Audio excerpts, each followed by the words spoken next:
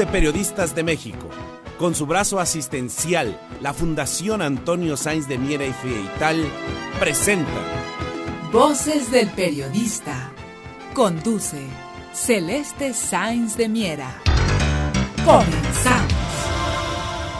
¿Qué tal, amigos? ¿Qué tal? Es un placer estar con ustedes en este maravilloso portal de anunciación en el cual nos permiten compartir con ustedes todos los miércoles Voces del Periodista. Y bueno, en este espacio atemporal y maravilloso que es la red, el poder estar con ustedes gracias a la muy querida Tere García Ruiz, cuyo espacio es polícromo en temas y sobre todo en cuestión de apoyar. Y qué mejor manera de apoyar que fortalecer el entendimiento de lo que vamos viviendo, de cómo podemos impactar, de qué nos podemos beneficiar.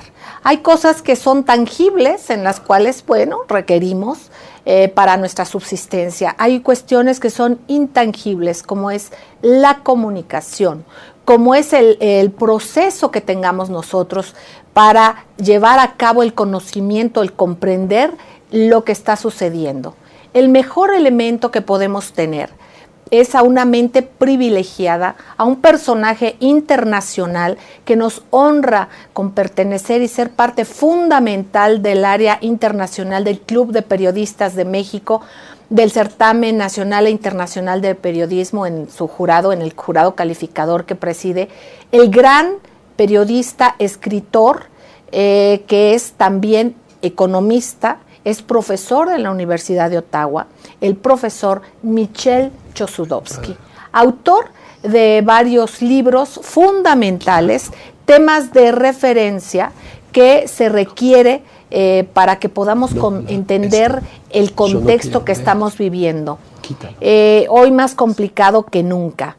En este tenor yo quiero compartir que uno de los títulos de sus libros, así como es la globalización de la pobreza, y es otros temas fundamentales, y él ha hecho análisis sobre temas que han hecho y han creado paradigma. En este contexto, este libro, que es La globalización de la guerra, cuyo autor es el profesor Michel Chossudovsky, fue editado pues en muchos idiomas. En español se editó en Nicaragua, y nosotros como Club de Periodistas de México agradecemos tanto al profesor Michel Chossudovsky como a quienes fueron encargados de hacer la impresión en español, la traducción en el hermano país de Nicaragua, para que aquí en México, por vía el Club de Periodistas de México, podamos tener acceso a este conocimiento maravilloso y para que comprendamos el contexto que estamos viviendo. Profesor Michel Chossudovsky, un privilegio siempre tenerte, profesor.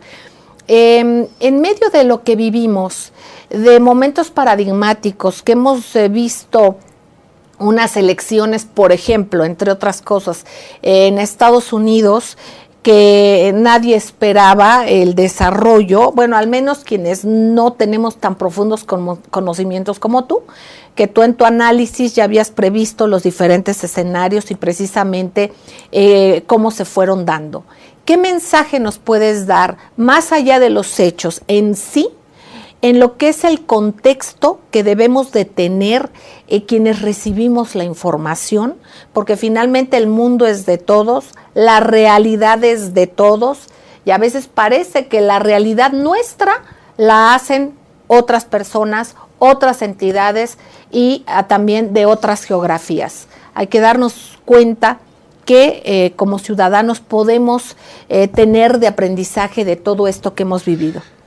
Mira, yo creo que hay una cuestión bastante fundamental en el enfrentamiento entre Donald Trump y Hillary Clinton. Hubo una campaña acerca de lo que bueno, en inglés lo llamaron fake news, noticias falsas. Porque había también en los medios independientes un análisis tanto de Trump como de Hillary, pero en realidad había también, en cierta forma, un enfoque sobre la criminalidad de la candidatura de Hillary, que era múltiple. Tanto los correos electrónicos que se ha revelado, la fundación donde había fraude y blanqueamiento de dinero, y varios antecedentes y el soborno que ella hizo a la FBI en cuanto a la investigación de sus distintas actividades. Bueno, por un lado había esto, una candidata apoyada por el complejo militar industrial, las petroleras, la biotecnología, Wall Street, los grandes medios de comunicación. Y por otro lado había un multimillonario no necesariamente honesto, implicado también en casinos y, bienes raíces, especulando, construyendo torres y en fin, hay que mencionar Miss Universo, ¿no? Sí. En fin, no era el candidato clásico del sistema a dos partidos, porque generalmente lo que pasa es que hay un candidato para un partido y el otro, y están apoyados por los mismos grupos de poder, es decir, los que fabrican armas, las petroleras, Wall Street, Monsanto y tal. Y esta vez, esos grupos, lobby groups, se dice, no tuvieron la oportunidad de financiar directamente la campaña de Trump, porque Trump ya tiene su propio dinero, ¿no es cierto?, sus amigos, de tal forma que se formó una especie de conflicto entre dos facciones de las élites económicas y financieras. No es que Trump sea distinto de Hillary, en realidad siguen la misma línea en cuanto a política económica.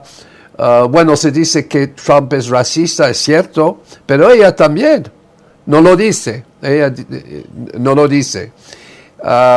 Y al final se formó un gabinete. Trump formó su gabinete y veamos que ese gabinete muy parecido a un gabinete de un gobierno republicano. De tal forma, no hay necesariamente cambios fundamentales en la línea de pensamiento o la línea de conducta del Estado norteamericano, pero hay ciertas diferencias que han surgido al momento de la campaña electoral. Y la principal es que Hillary Clinton estaba favorecida en su campaña electoral un enfrentamiento con Rusia, y eso incluye también declaraciones muy contundentes acerca del uso de la arma nuclear en contra de varios países, incluso Irán, Corea del Norte, China y Rusia. Y esto fue hecho de manera muy espontánea, diciendo, bueno, la arma nuclear está en la está en la tabla, está aquí en la mesa, lo vamos a utilizar. Lo dijo muy claramente. Y lo dijo también en su campaña precedente, hace 8 años, ¿no es cierto? Cuando estaba brigando también la Casa Blanca. De tal forma que uno tenía que elegir, en cierta forma, entre un candidato que no realmente tenía una visión político de porque no era político, no había articulado un programa, pero a su vez decía, bueno, yo soy amigo con Vladimir Putin y bueno, tenemos que entendernos respecto a Siria. Es decir, que había en la retórica del presidente electo ciertos elementos en la política extranjera que eran muy distintos de la línea habitual, ¿no? Del consenso, que sí la arma nuclear se puede utilizarla.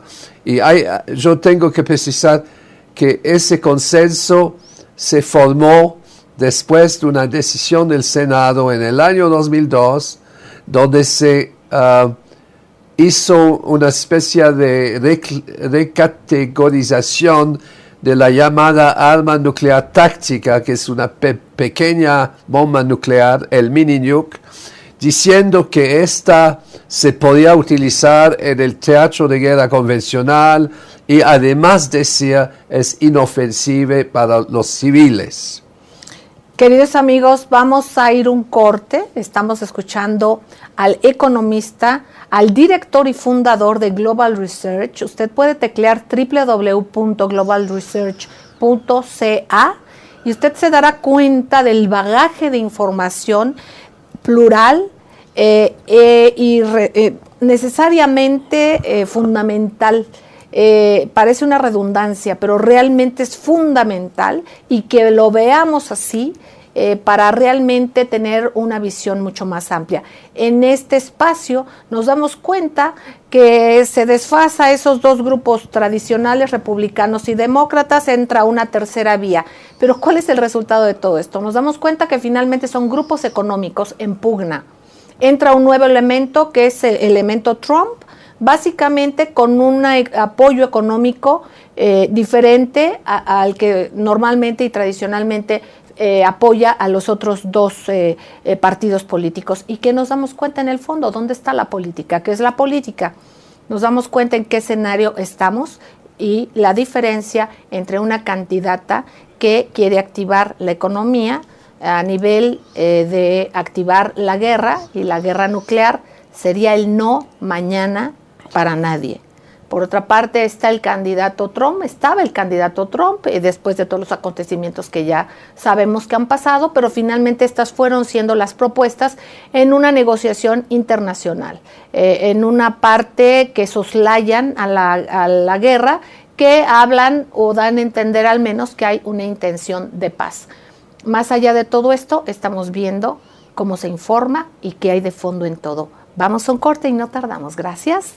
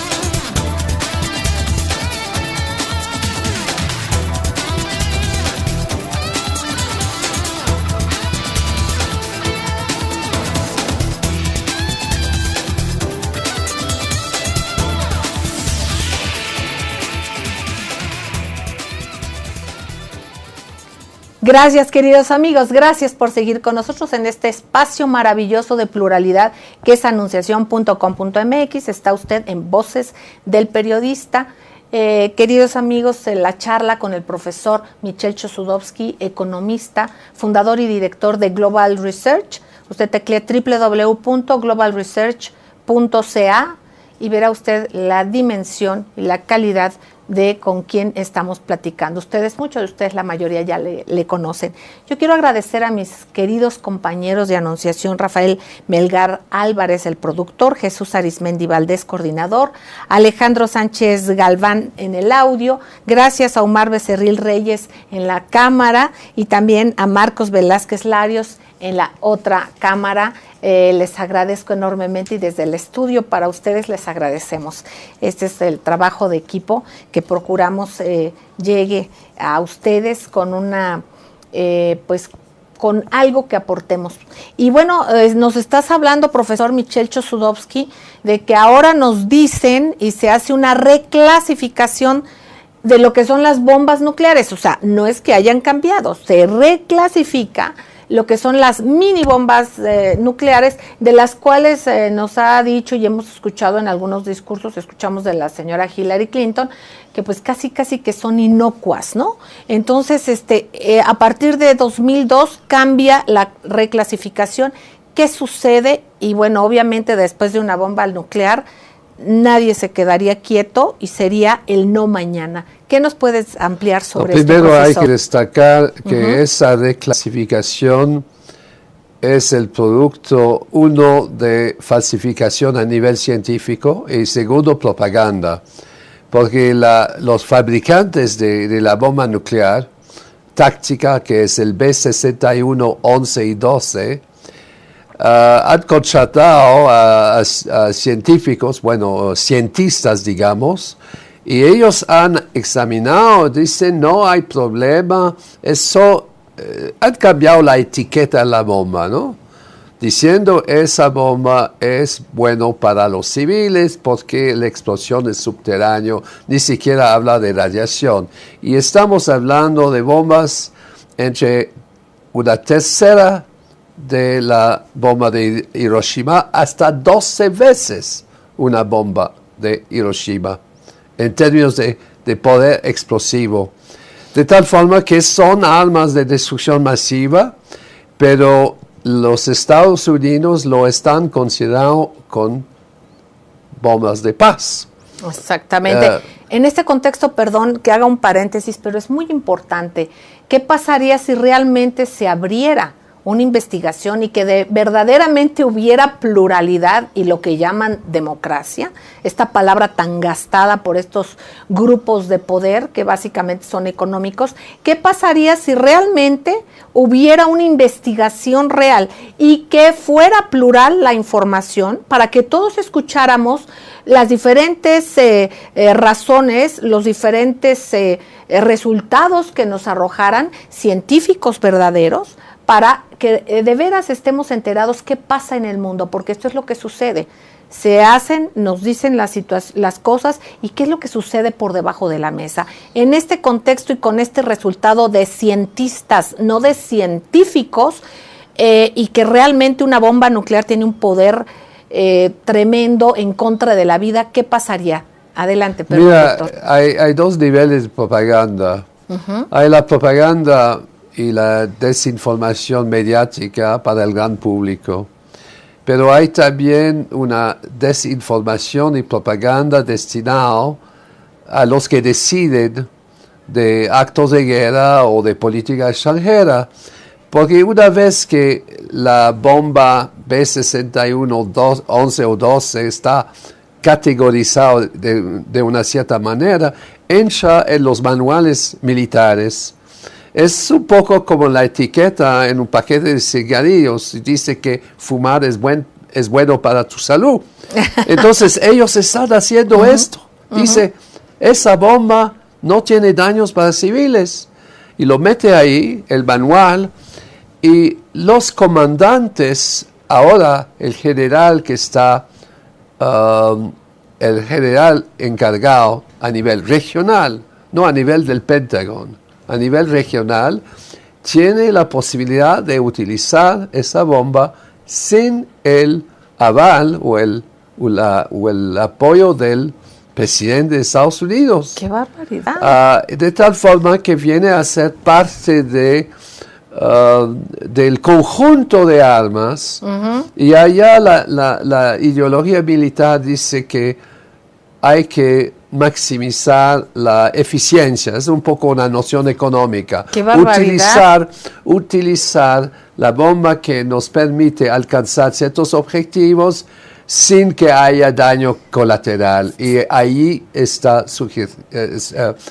la bomba nuclear táctica. Queridos amigos, entonces la bomba nuclear táctica se atomiza, precisamente porque se multiplica la posibilidad de que esté en manos de generales de 3 estrellas para que ellos decidan si detonan o no una bomba atómica.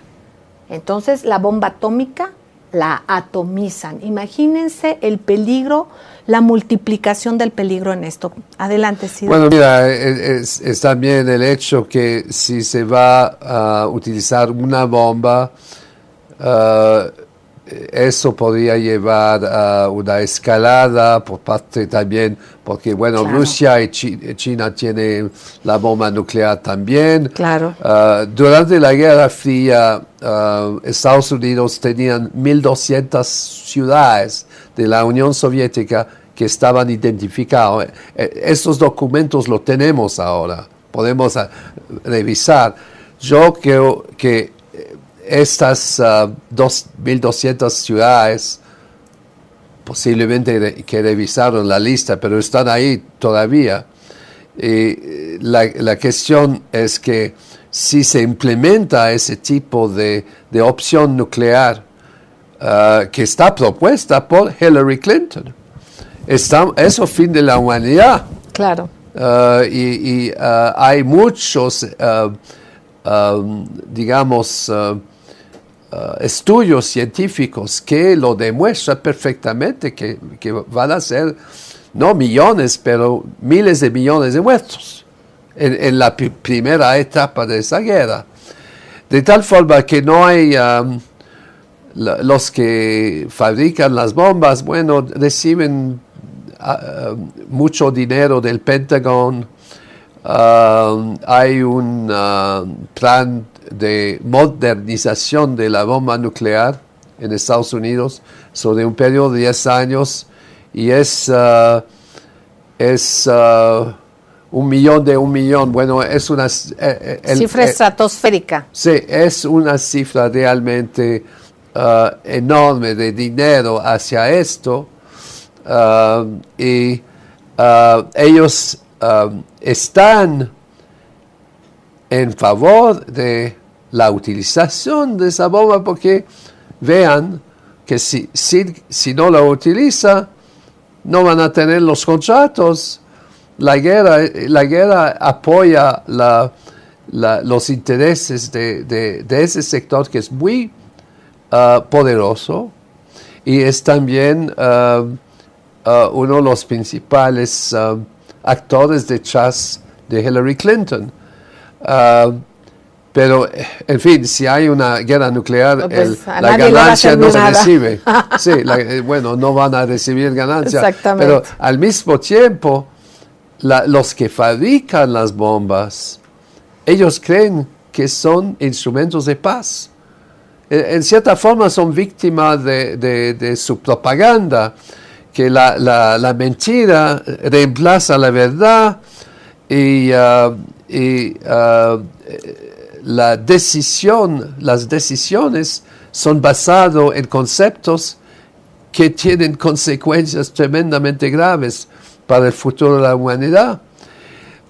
Bueno, eso es un elemento es por eso que mucha gente que estaba al tanto de esto sabía perfectamente que Hillary era muy peligrosa, además de tener varios, digamos, ficheros criminales con la FBI, soborno de $500,000 a un oficial del FBI que después fue nombrado número 2 del FBI, encargado de la investigación de sus distintas actividades criminales.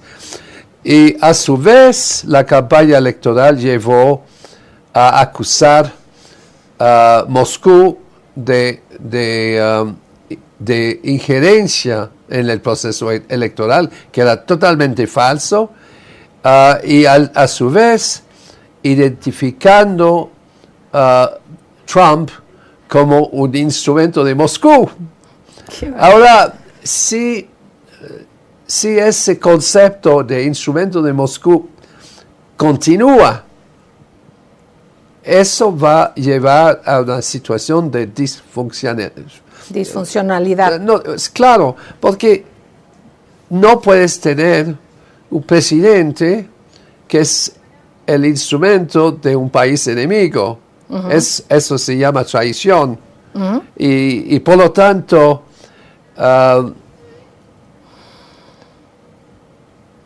veamos que los dos candidatos son disfuncionales. En la hora de del análisis. La situación todavía es hay mucha incertidumbre en cuanto al porvenir de la política en Estados Unidos. Veamos, queridos amigos, que desgraciadamente buena parte del mundo estamos en manos de disfuncionales como lo que está platicando el profesor, pero disfuncionales en manos de grandes grupos, de grandes corporativos que son quienes manejan, incluso por lo que nos damos cuenta y por la realidad, a estos mismos disfuncionales. Aquí lo que es importante es darnos cuenta los efectos que tenga la propaganda en nosotros, el que como ciudadanos somos muy importantes, porque si no fuera así, no se gastarían tantísimos millones de dólares de recursos en hacer estos teatros de guerra, como dice el profesor Michel Chossudovsky. Y así es como eso es tantas cosas. Pero yo quiero que nos quedemos con esto. Si hay una gran cantidad de desinformación o de propaganda, esa propaganda es como el agua que se tiene que vaciar a una taza tan linda como esta de Somos Hermanos, ¿verdad? Usted la tiene que vaciar. Entonces, ese es el contenido propagandístico, pero este es el continente. Si no hay continente, el contenido se diluye. Hay que fortalecer nuestro entendimiento que nosotros somos el continente y debemos de aprender a reconocer qué aceptamos y qué no aceptamos. Vamos a un corte y enseguida regresamos. Gracias.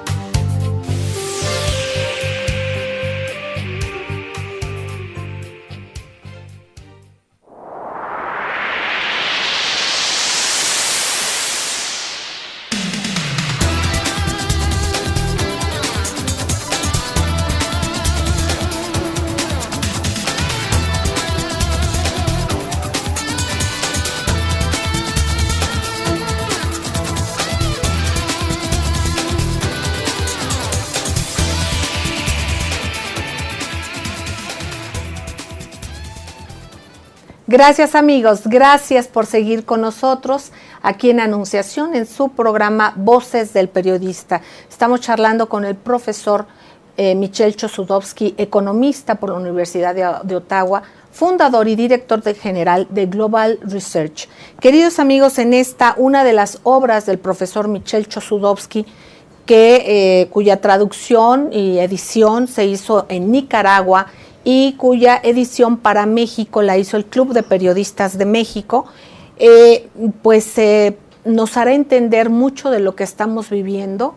Y yo te preguntaría, querido doctor Michel Chossudovsky, el por qué la globalización de la guerra, cómo nos desenvuelves estos intereses que basan su supervivencia en la muerte de tantos seres humanos, muerte física, muerte intelectual, muerte emocional y muerte en la capacidad de emoción y de reacción de mucha gente.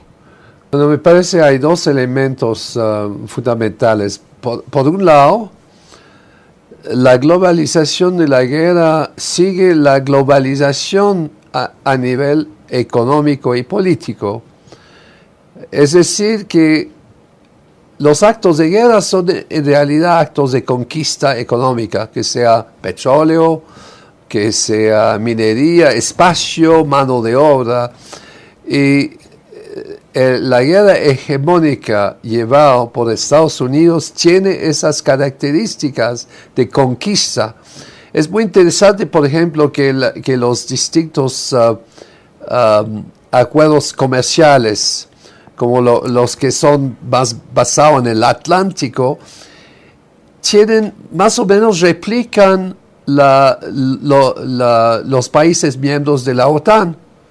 Hay una cierta coincidencia, pero lo que quiero destacar es que la guerra es un instrumento de conquista económica, es también un instrumento para imponer la política neoliberal a los países conquistados, y a su vez es también una actividad que alimenta el complejo militar o industrial que fabrica las armas, y para ellos hay mucha ganancia.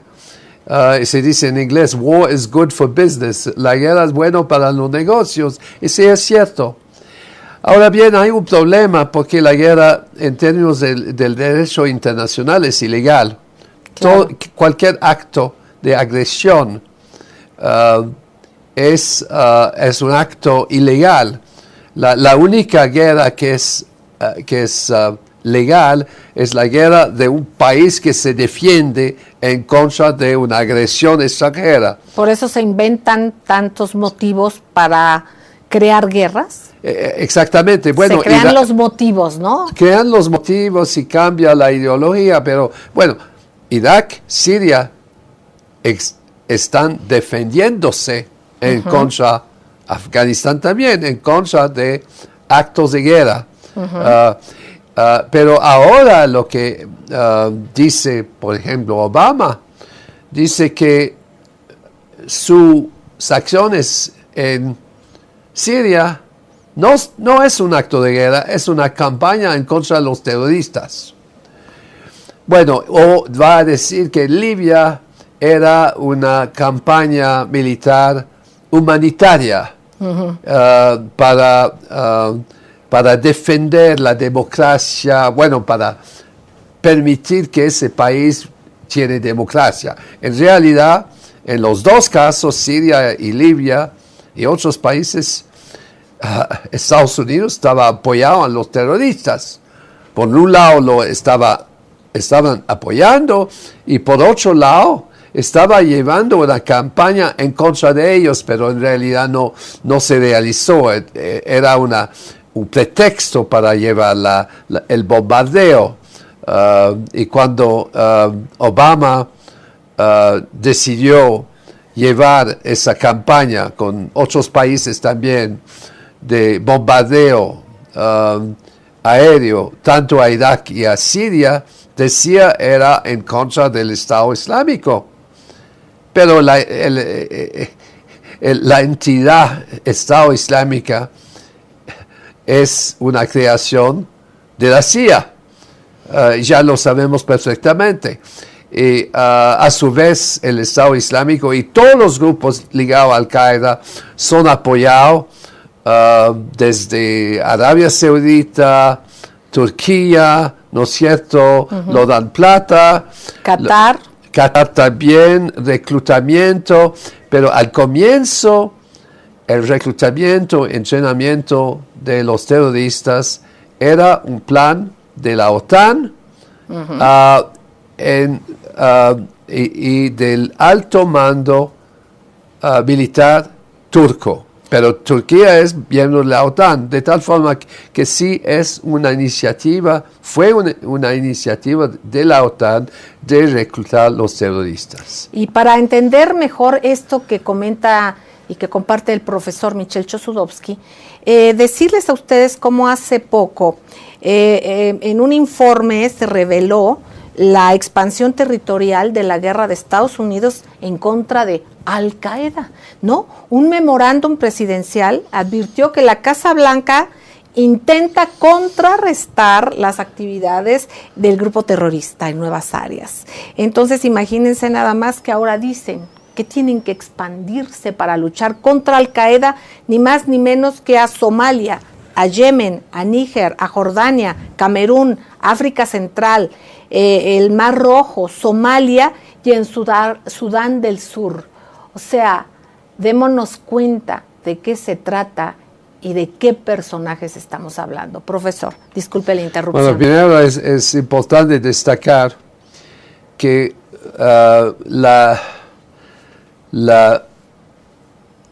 el Medio Oriente tiene más o menos 60% de los recursos de petróleo crudo en el mundo. Estos son 80 veces las de los Estados Unidos. Y de tal forma que hay una riqueza petrolera tremenda ahí.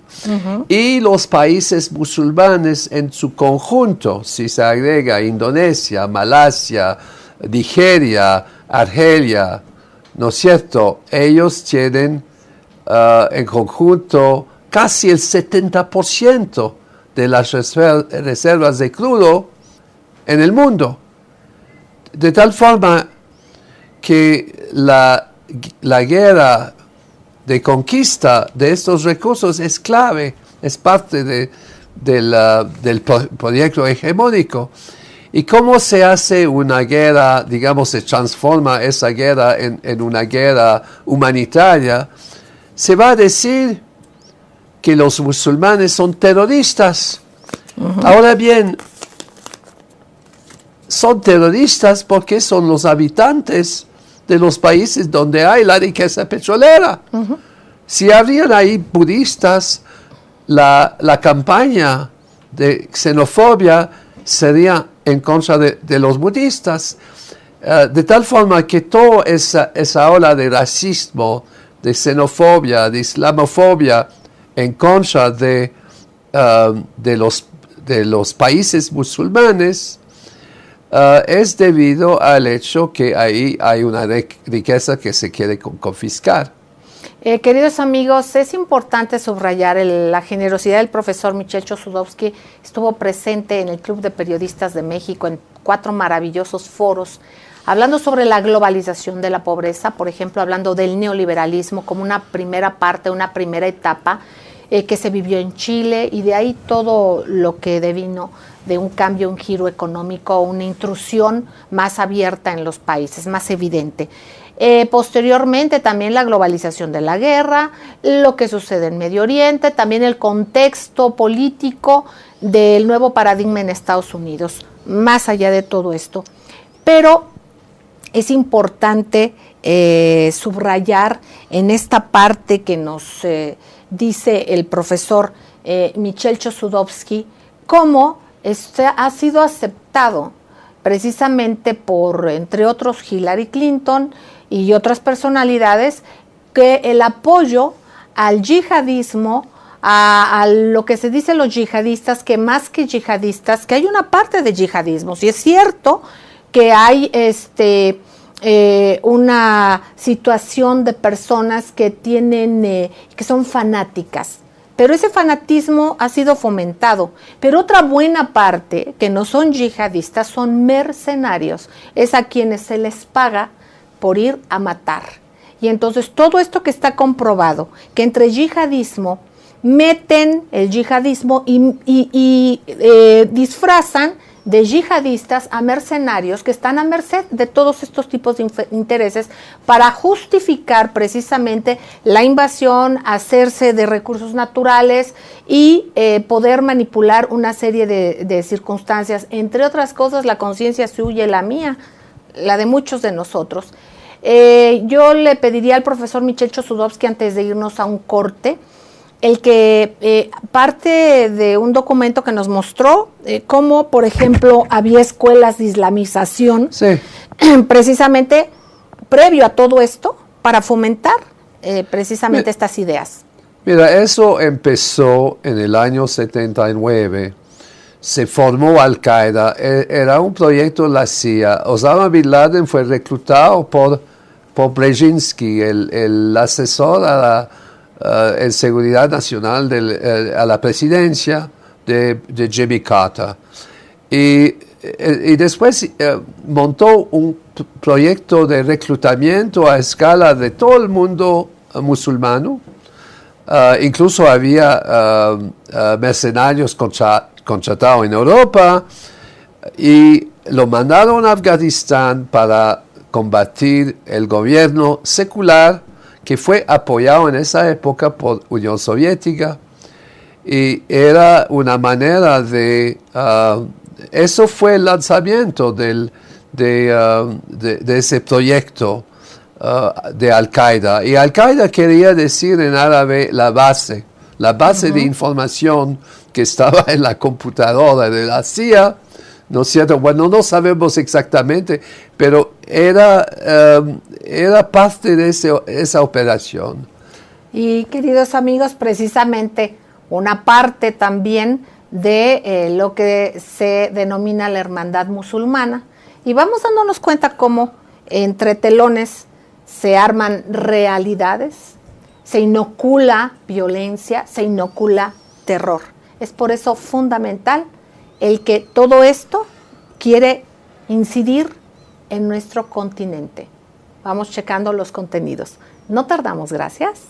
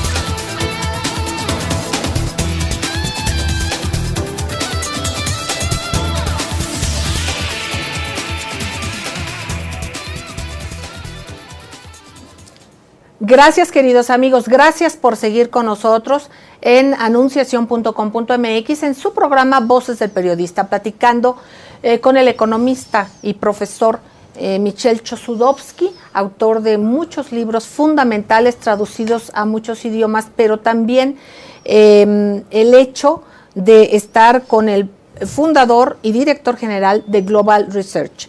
Queridos amigos, platicábamos y comentaba el profesor Michel Chossudovsky sobre estas manuales escolares. Yo le preguntaba a él, antes de ir al corte, sobre qué sucede y quién fomenta y quién inocula una imagen y trae una realidad inducida precisamente para justificar todo un escenario del terror.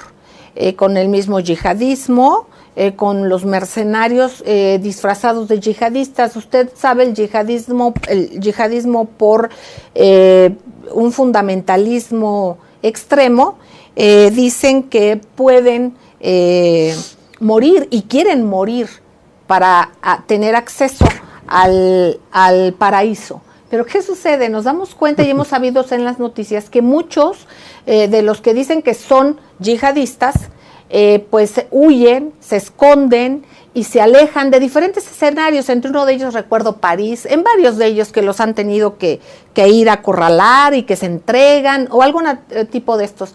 Estos no pueden ser yihadistas, incluso son contradictorios si analizamos el fondo. Es por eso importante que veamos, por ejemplo, qué sucedía en Afganistán, en la Universidad de Kabul, en los años 70, 80, 90. Usted lo puede buscar en el internet, no es tan difícil. Vea las imágenes de qué pasaba en la Universidad de Kabul, cómo se vestían las mujeres, qué incidencia tenían, qué derechos tenían. Entonces todo esto de los talibanes que nos vienen a mostrar ahora es un contexto totalmente armado y sobre la realidad de una historia consecutiva naturalmente. Después ya fue inoculada y fue inducida a una realidad totalmente ajena. Profesor querido, después de ver estas imágenes que podemos ver cómo protestaban, miren cómo daban su punto de vista los estudiantes, las mujeres, los hombres, y ahora nos dicen que solamente, y de veras, hay burkas, ¿no? Todo esto es algo mucho más perverso, pero que yo creo que la humanidad lo hemos permitido precisamente porque hemos sido presas de la desinformación. Yo no creo que ningún ser humano, como usted o como yo, pudiésemos estar tranquilos de saber todo este submundo que existe. Profesor, estas escuelas, sí. Academias... Mira, es cierto que existe dentro del Islam sectores fanáticos, radicales, sí, claro que sí, y los hay. Cristianos igual, ¿no? Claro. Todas las religiones lo tienen, los budistas también.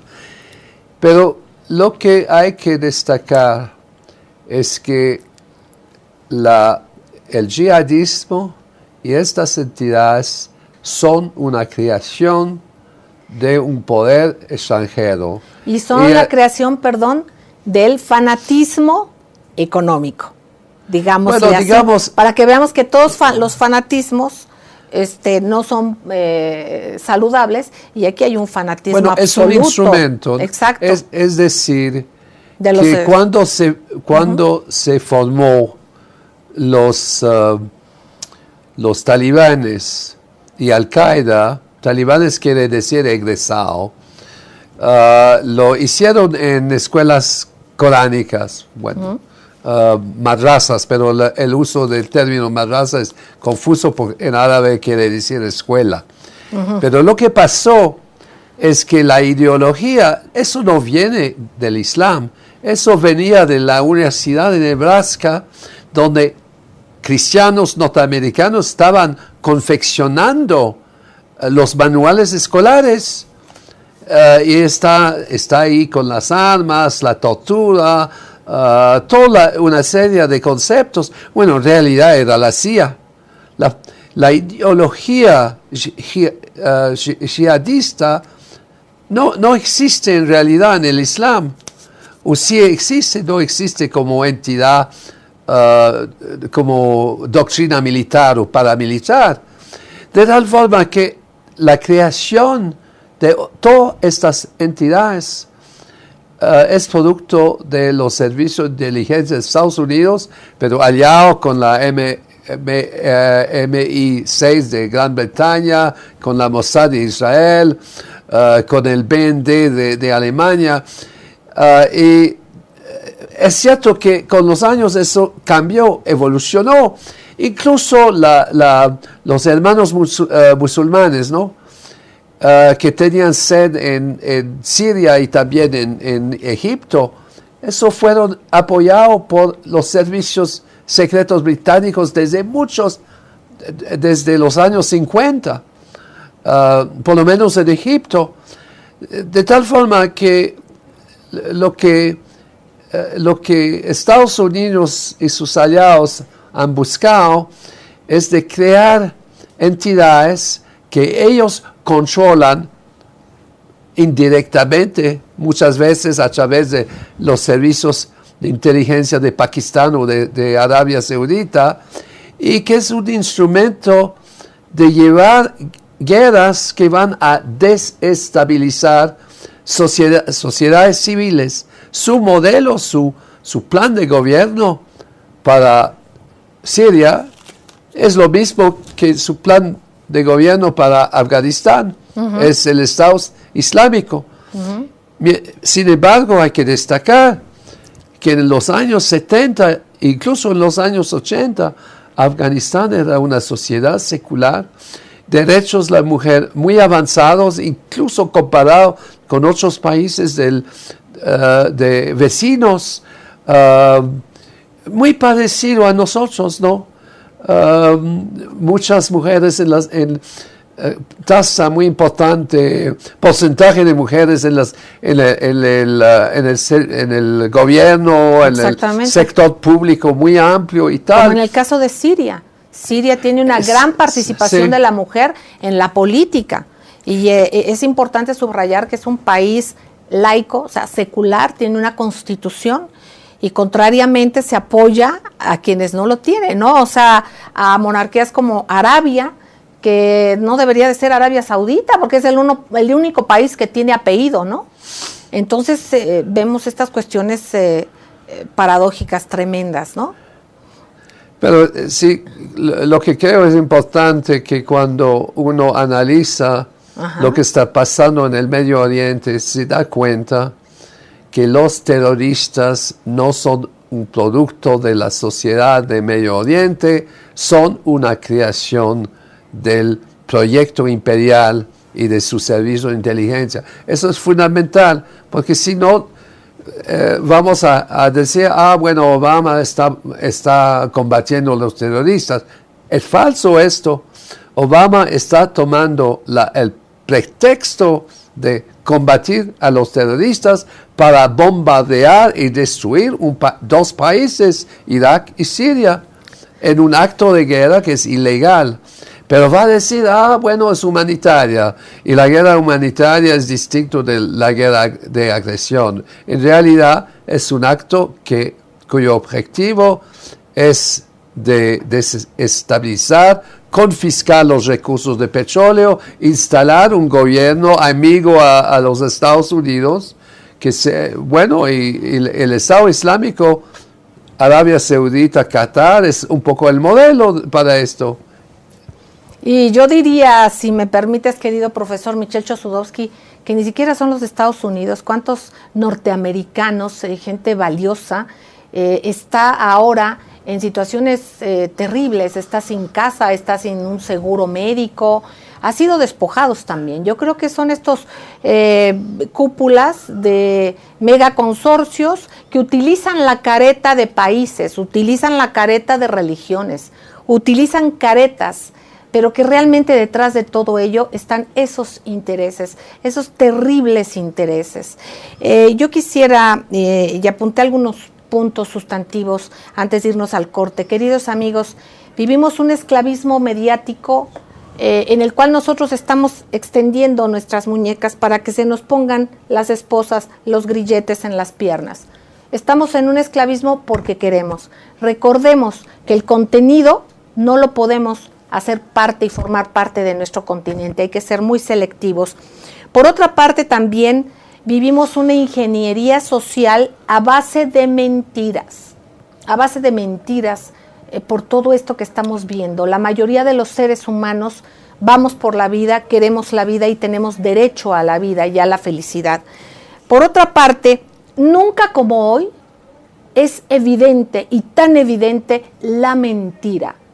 Por lo tanto, también, nunca como hoy es más evidente la verdad. Así es que vamos a tomar este estandarte, a defenderlo, a verlo, a buscarlo, a saber entender en dónde estamos.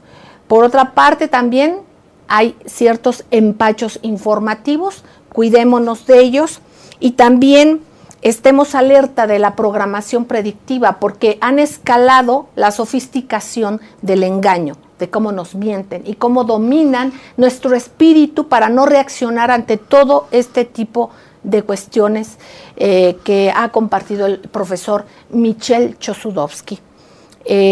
Vamos a seguir con otros espacios para poder escuchar al profesor Michel Chossudovsky como qué puede pasar y qué sucede para quienes nos ven en otros lugares del mundo, qué ha pasado, por ejemplo, con México, con la relación que pudiese darse con Donald Trump o más allá de Trump, las circunstancias que nos han hecho vivir quienes han y se adaptaron de una manera totalmente doblegada a un cambio de economía, la neoliberal, que lo que hicieron fue depredar a nuestro país, contribuir a quitar nuestra fuerza y nuestros elementos, y cómo también como mexicanos debemos recuperarlos y podemos tener la oportunidad de hacerlo. Queridos amigos, muchísimas gracias y posteriormente pasamos a la reflexión con el profesor Michel Chossudovsky, fundador y director general de Global Research, sobre este tópico.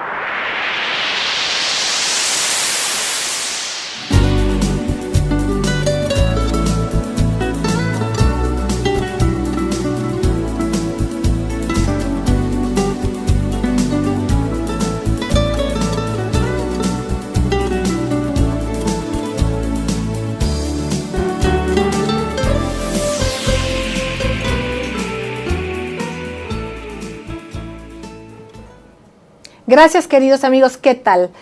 Nos encontramos con el profesor Michel Chossudovsky, fundador y director general de Global Research, economista por la Universidad de Ottawa, profesor académico y parte fundamental del Club de Periodistas de México en su área internacional.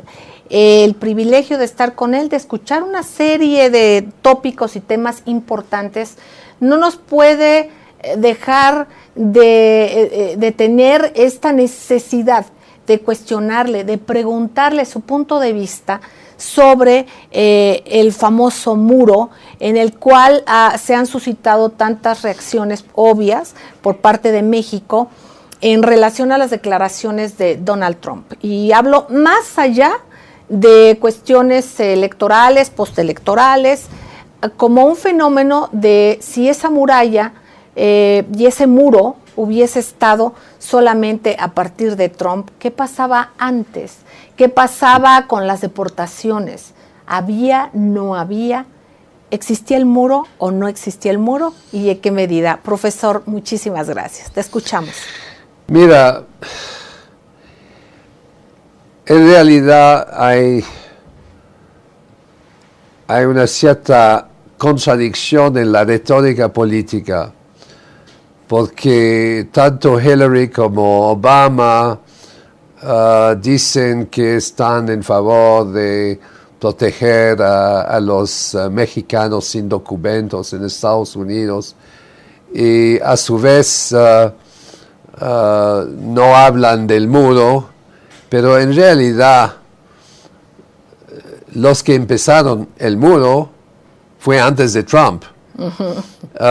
Y no hablaron de manera muy... bueno, eso fue hecho un poco sin hacer demasiada publicidad.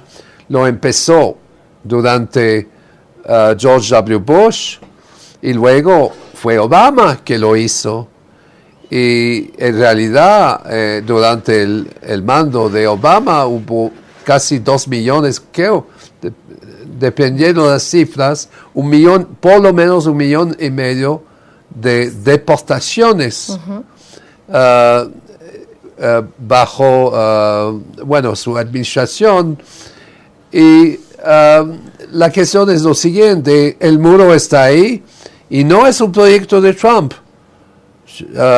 Trump dice voy a construir un muro. Bueno, él no sabe que el muro ya está.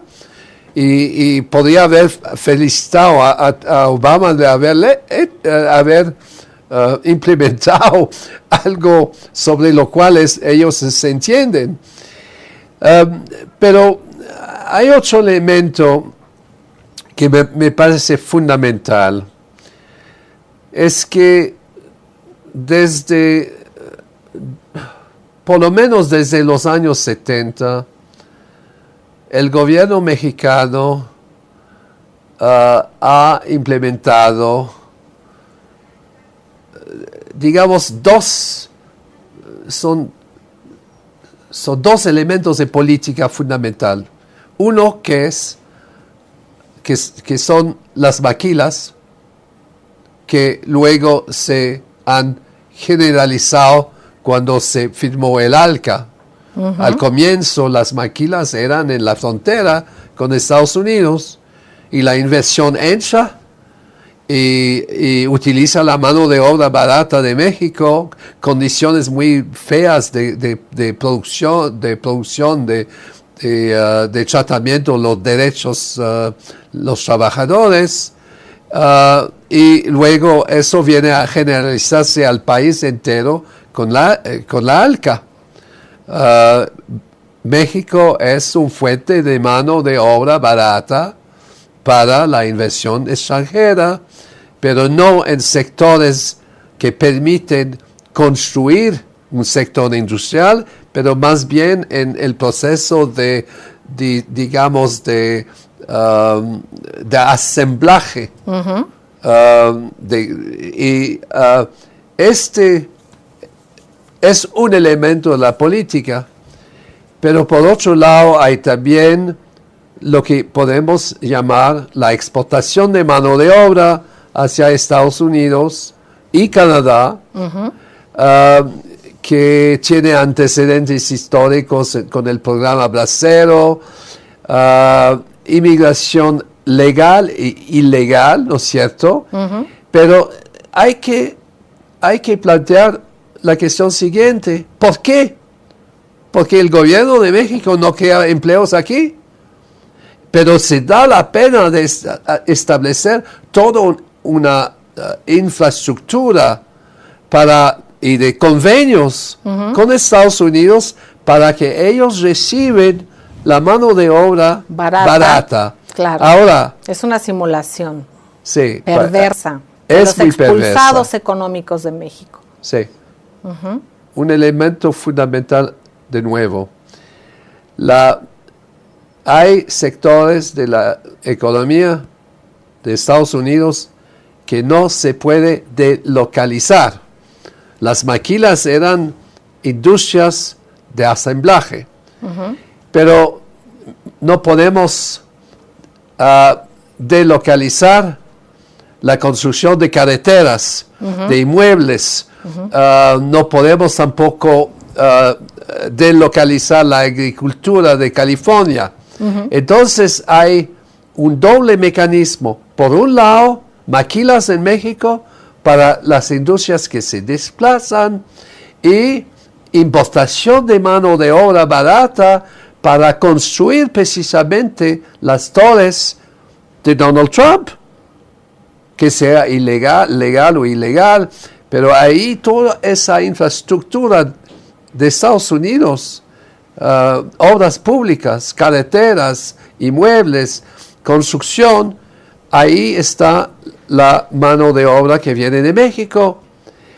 Y la cuestión es lo siguiente: un país como México podría tener sus propias industrias. Exacto. Podría tener un programa de empleo.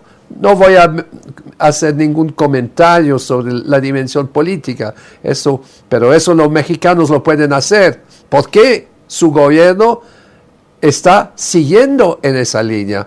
Ahora bien, si Trump dice, vamos a tener un muro para que los mexicanos no lleguen a Estados Unidos, en realidad lo quiere porque lo quiere como mano de obra barata. Pero México podría también establecer su muro en contra de la entrada de capital a México, de la inversión, con el motivo de facilitar el desarrollo de una verdadera economía nacional que no existe como tal. Exactamente. Y fíjense, amigos, solamente para darnos cuenta, datos precisos del Departamento de Seguridad Nacional, entre el 2009 y el 2016 son casi 3 millones de expulsados del país en los periodos de Barack Obama, para que no nos digan que esto es nuevo. Esta situación, lo que comenta el profesor Chossudovsky, es fundamental entender entonces, aquí las empresas que no se pueden mover, o lo que no se puede mover como es el campo en California y en otros lados, o algún tipo de empresas, les conviene la mano de obra barata. Y se hace toda esta simulación para poder tener la mano de obra barata y sin los derechos fundamentales. Y por otra parte también, el poder tener a mexicanos aquí maquiladoras, y traen lo que sí se puede mover, las armadoras acá a México, mano de obra barata. ¿De qué estamos hablando? Y esto sucede también con nuestros recursos naturales.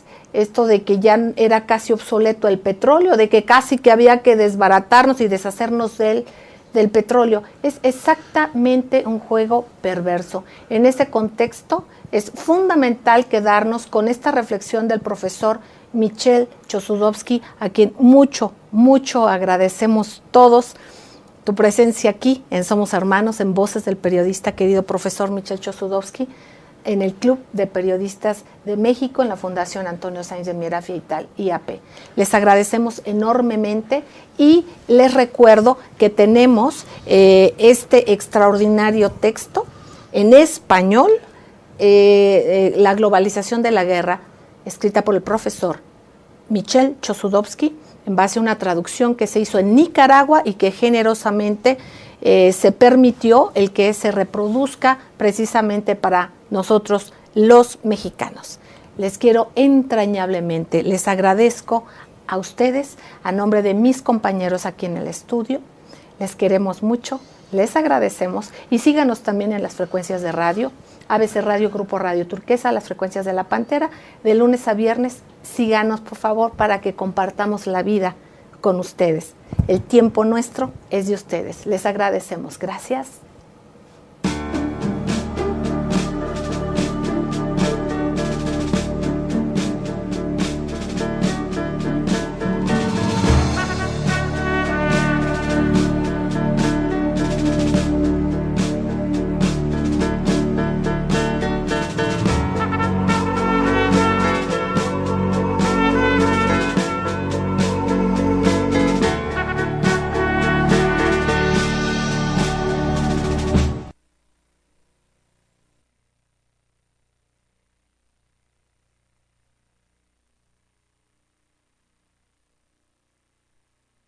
De Periodistas de México, con su brazo asistencial, la Fundación Antonio Sáenz de Miera y Frietal, presenta Voces del Periodista. Conduce Celeste Sáenz de Miera. Comenzamos. ¿Qué tal, amigos? ¿Qué tal? Es un placer estar con ustedes en este maravilloso portal de anunciación en el cual nos permiten compartir con ustedes todos los miércoles Voces del Periodista. Y bueno, en este espacio atemporal y maravilloso que es la red, el poder estar con ustedes gracias a la muy querida Tere García Ruiz, cuyo espacio es polícromo en temas y sobre todo en cuestión de apoyar. Y qué mejor manera de apoyar que fortalecer el entendimiento de lo que vamos viviendo, de cómo podemos impactar, de qué nos podemos beneficiar. Hay cosas que son tangibles en las cuales, bueno, requerimos para nuestra subsistencia. Hay cuestiones que son intangibles, como es la comunicación, como es el proceso que tengamos nosotros para llevar a cabo el conocimiento, el comprender lo que está sucediendo.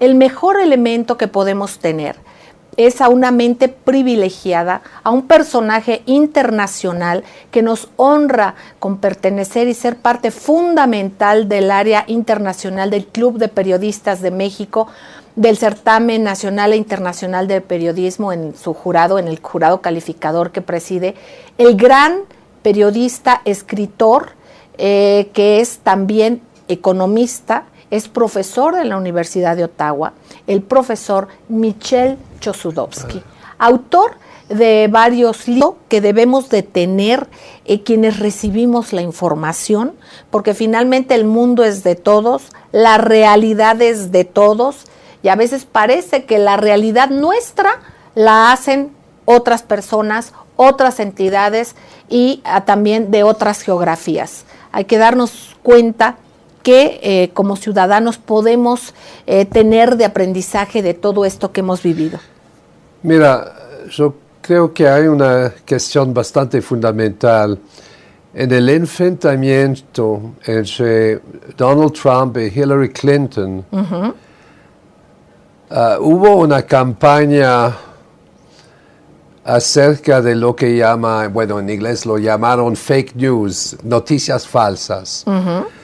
Porque había también en los medios independientes un análisis tanto de Trump como de Hillary, pero en realidad había también,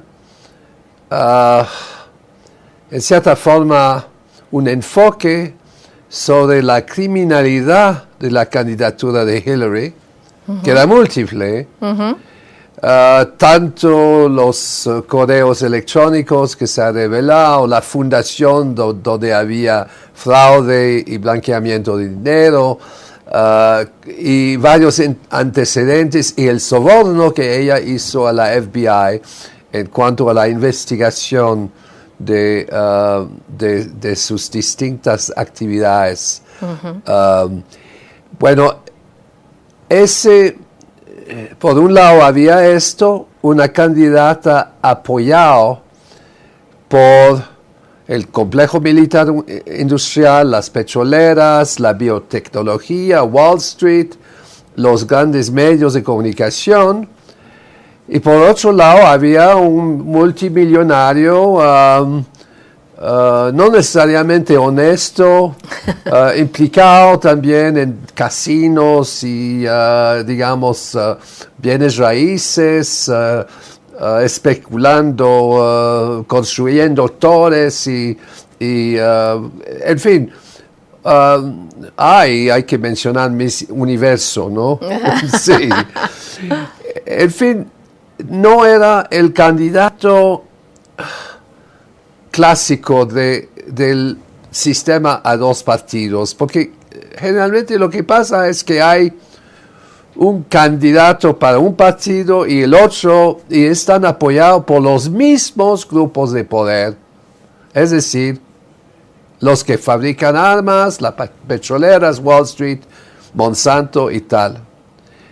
Y esta vez, esos grupos, lobby groups, se dice, no tuvieron la oportunidad de financiar directamente la campaña de Trump, porque Trump ya tiene su propio dinero, ¿no es cierto?, sus amigos, de tal forma que se formó una especie de conflicto entre dos facciones de las élites económicas y financieras. No es que Trump sea distinto de Hillary, en realidad siguen la misma línea en cuanto a política económica. Bueno, se dice que Trump es racista, es cierto, pero ella también no lo dice. Ella no lo dice. Y al final se formó un gabinete. Trump formó su gabinete y veamos que ese gabinete muy parecido a un gabinete de un gobierno republicano, de tal forma no hay necesariamente cambios fundamentales en la línea de pensamiento o la línea de conducta del Estado norteamericano, pero hay ciertas diferencias que han surgido al momento de la campaña electoral. Y la principal es que Hillary Clinton estaba favorecida en su campaña electoral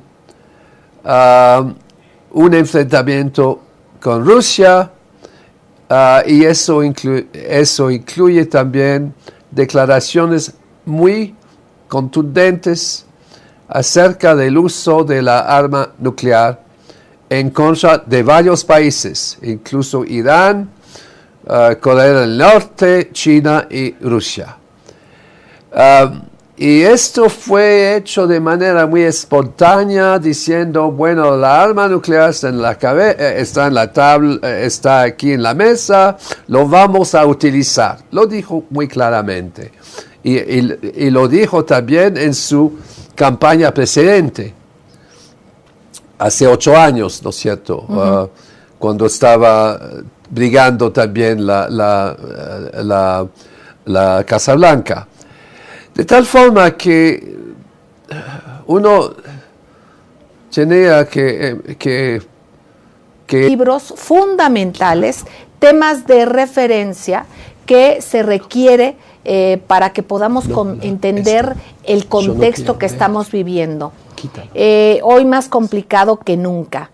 En este tenor yo quiero compartir que uno de los títulos de sus libros, así como es la globalización de la pobreza, y es otros temas fundamentales, y él ha hecho análisis sobre temas que han hecho y han creado paradigma. En este contexto, este libro, que es La globalización de la guerra, cuyo autor es el profesor Michel Chossudovsky, fue editado pues, en muchos idiomas. En español se editó en Nicaragua, y nosotros como Club de Periodistas de México agradecemos tanto al profesor Michel Chossudovsky como a quienes fueron encargados de hacer la impresión en español, la traducción en el hermano país de Nicaragua, para que aquí en México, por vía el Club de Periodistas de México, podamos tener acceso a este conocimiento maravilloso y para que comprendamos el contexto que estamos viviendo. Profesor Michel Chossudovsky, un privilegio siempre tenerte, profesor. En medio de lo que vivimos, de momentos paradigmáticos que hemos visto unas elecciones, por ejemplo, entre otras cosas, en Estados Unidos, que nadie esperaba el desarrollo, bueno, al menos quienes no tenemos tan profundos conocimientos como tú, que tú en tu análisis ya habías previsto los diferentes escenarios y precisamente cómo se fueron dando. ¿Qué mensaje nos puedes dar, más allá de los hechos en sí, en lo que es el contexto